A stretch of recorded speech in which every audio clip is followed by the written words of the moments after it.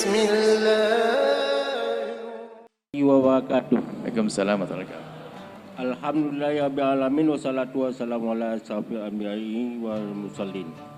Buya, ingin saya tanyakan tentang ini, tentang suci dan menyucikan. Mohon maaf, mungkin jangan nanti dianggap saya enggak apa. Ini zaman sekarang kan udah canggih. Kita mencuci pakaian dengan mesin cuci. Sedangkan dengan pakaian itu waktu kita masukkan kadang-kadang ada najis atau najis kecil lah kita bilang, bukan najis besar. Itu apakah perlu kita sucikan lagi atau kayak mana caranya waktu kita memasukkan pakaian ke dalam mesin cuci itu supaya bisa suci dan menyucikan. Begitu Buya. Terima kasih atas jawabannya. Assalamualaikum warahmatullahi wabarakatuh. Salam. Anda baru kenal kami ya? Sudah lama kenal saya? Sudah lama. Ambil mic-nya. Sudah pernah kenal sebelumnya? Sudah, tapi lewat YouTube Buya. Ya sudah, karena sudah terlanjur ngomong lewat YouTube. Terus yang Anda tonton YouTube yang mana? Ada. Nah, ini pertanyaan. Baik, gak apa-apa. Buya punya silsilah fikih, diantaranya adalah fikih mesin cuci. Nah, nanti dilihat ada fikih mesin cuci. Aja orang ngomong, Buya kok fikih mesin cuci? Ya, ada fikih mesin cuci. Enggak sama kasusnya. Kita dalam mazhab Imam Syafi'i cara bersuci itu adalah sama kasusnya. Kan dikatakan para ulama harus dengan aturan maka fikih mesin cuci itu ngajari ibu-ibu agar nyucinya benar. Tidak salah. Kalau salah betul, Anda ini benar. Ibu sambil masak, air dituangin dulu ke mesin cuci. Mesin cuci adalah yang isinya airnya sedikit, tidak sampai 2 kolah. Bajunya ada najis dimasukkan, najis semuanya. Kan begitu kaidahnya dalam mazhab Syafi'i. Apalagi campur sabun, berarti airnya tidak suci dan mensucikan. Mana bisa suci? Namanya membersihkan, bukan menyucikan. Ini benar, makanya pertanyaan Anda itu sudah kita bahas di dalam fikih mesin cuci. Nah, maka dirubah ibu yang solehah. Bapak. Ini bapak hebat, biasanya nyucikan ibu-ibu. Jadi kalau di Sabang itu bisa, artinya nyuci baju tugas bapak. Suami nyuci. Jadi, caranya, sucikan dulu baju itu sebelum Anda kasih sabun. Sebisa mungkin pilah baju yang terkena najis sama baju kotor. Ya kan? Sebab di antara 15 baju Anda yang najis paling cuma 3. Masa Anda ngompol setiap hari? Kan enggak. Iya kan? Paling yang kena najis hanya sebisa mungkin Anda pilahkan yang najis. Adapun yang kotor bebas Anda nyucinya pakai bolak-balik gak ada masalah. Anda kasih sabun dulu karena Anda tidak mensucikannya, hanya membersihkannya. Kalau baju kotor. Cuman ada kena empis anak kita, kena kencing anak kita, bagaimana? Hendaknya kita pisah ini. Jadi jangan dicampur. Kalau campur basah dengan basah memindah najis.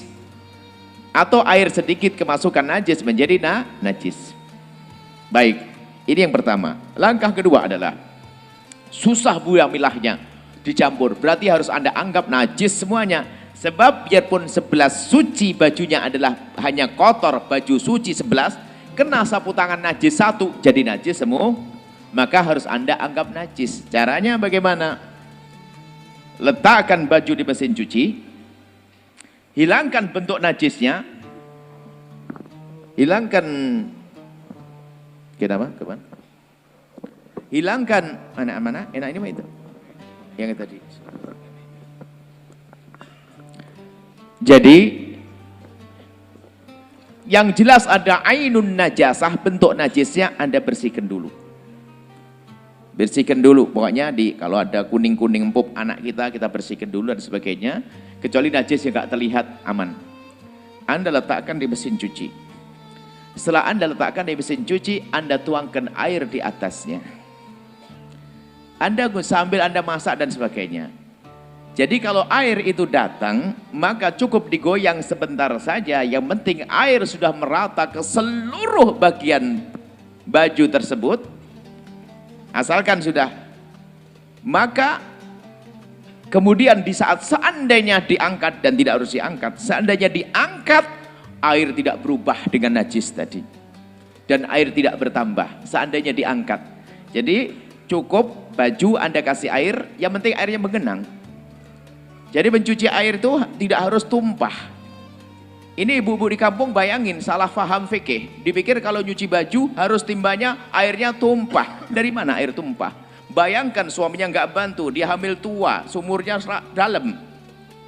Harus tumpah terus tiap nyuci? Nggak harus tumpah. Siapa? Dari mana fikihnya tumpah? Nggak harus tumpah. Yang penting air itu menutup, menggenang seluruh bagian, sehingga air waridan, airnya datang. Kemudian setelah itu, Anda buang boleh. Tapi kalau terlihat menurut Anda adalah memang tidak ada perubahan dalam dugaan Anda, berarti baju Anda sudah suci. Berarti sudah selesai proses mensucikannya. Anda putar dengan mesinnya. Berarti Anda saat ini mensucikannya. Karena airnya air warid, airnya datang. Kalau air didatangkan rusak. Kalau air didatangi rusak. Tapi air yang datang, air dicurahkan, itu aman. Setelah ini, Anda lihat, wah airnya tidak berubah. Boleh Anda buang, boleh juga tidak Anda buang. Karena air akan dianggap tetap suci. Cuman bedanya nanti, kalau sudah air itu berpisah dari bajunya, namanya air mustakmal. Air mustakmal, airnya Anda wadai bisa bikin itu, tapi tetap suci, tapi tidak mensucikannya. Anda bikin kuah dari itu juga boleh. Karena situasi. Baik, kemudian setelah Anda mensucikannya, tinggal Anda membersihkannya. Memberi keharuman, Anda kasih sabun dan sebagainya, sehingga proses mensucikan sudah selesai. Tinggal proses membersihkannya. Setelah itu Anda pakai sabun, nggak dibilas nggak apa-apa. Karena memang sabunnya suci, airnya juga suci. Yang menjadi masalah itu tadi yang ditanyakan oleh Bapak tadi. Anda malas air dulu, baru Anda masukin baju, langsung jadi najis semuanya. Najis yang di tangan Anda garuk-garuk, di jidat najis. Nah ini karena apa? Dalam mazhab Syafi'i, bukan mazhab Malik, mazhab Syafi'i, kalau ada najis datang ke air yang sedikit, maka air akan najis semuanya. Seperti itu insya Allah ya. Ini tolong dicek lagi di dalam YouTube. Ini orang kenal dari YouTube, ini belajar dari YouTube. Ini belajar langsung begini nih. YouTube mah edit nih, tapi insya Allah bermanfaat. Dilihat lagi detailnya di sana, fikih mesin cuci. Cukup insya Allah.